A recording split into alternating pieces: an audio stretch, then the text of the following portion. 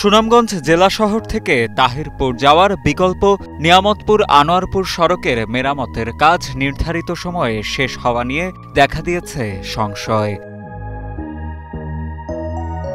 প্রকল্পের মেয়াদ আর ১ মাস বাকি থাকলেও অর্ধেক কাজও শেষ করতে পারেনি ঠিকাদারি প্রতিষ্ঠান।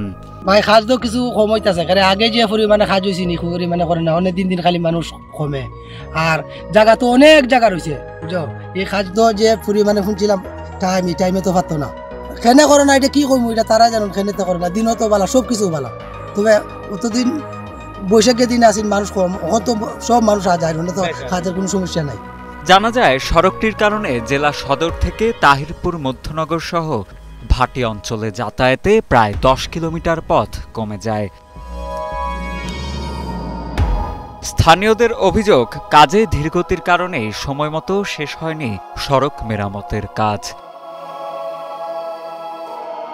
এছাড়া প্রয়োজনের চেয়ে কম সংখ্যক জনবল নিয়ে কাজ করার ফলেও কাজে এমন ধীরগতি হয়েছে বলে জানান তারা। ইচ্ছা করলে তো আগেই কাজটা করতে পারে।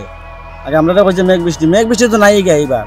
এরপরে আগে মনে বৈশাখ মাস গেছে, আমলার দর বাড়তি আসিন, এখন তো লোক সংখ্যাও তোমার খাম সব কিছু করিয়া বেকার, এখন তো লোক বেসাই লইয়া করতে পারে, এটা অন্তত আরো ১ বছর নিচে তাও দেয়। অবশ্য তদারকি সংস্থা সড়ক ও জনপথ বিভাগের দাবি, সুনামগঞ্জে বৃষ্টিপাতের পরিমাণ বেশি থাকায় নির্ধারিত সময়ের মধ্যে শেষ করা যায়নি কাজ।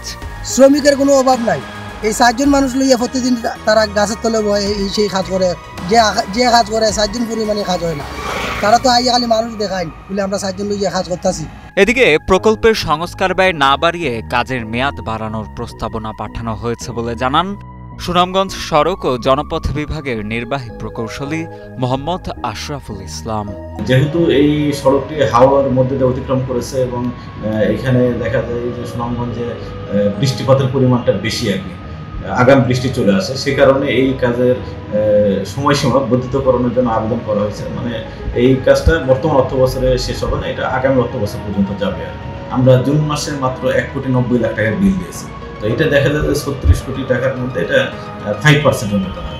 উল্লেখ্য, ২০২২ সালের শতাব্দীর ভয়াবহ বন্যায় ক্ষতিগ্রস্ত হয় সড়কটি।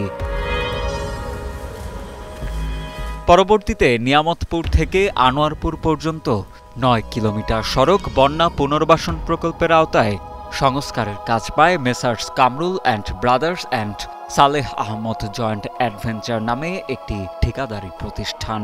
প্রায় ৩৬ কোটি টাকা ব্যয়ে ২০২৩ সালের জুলাই থেকে ২০২৪ সালের জুন পর্যন্ত ১ বছর মেয়াদের কাজটি এখনো পর্যন্ত ৪৫% শেষ হয়েছে।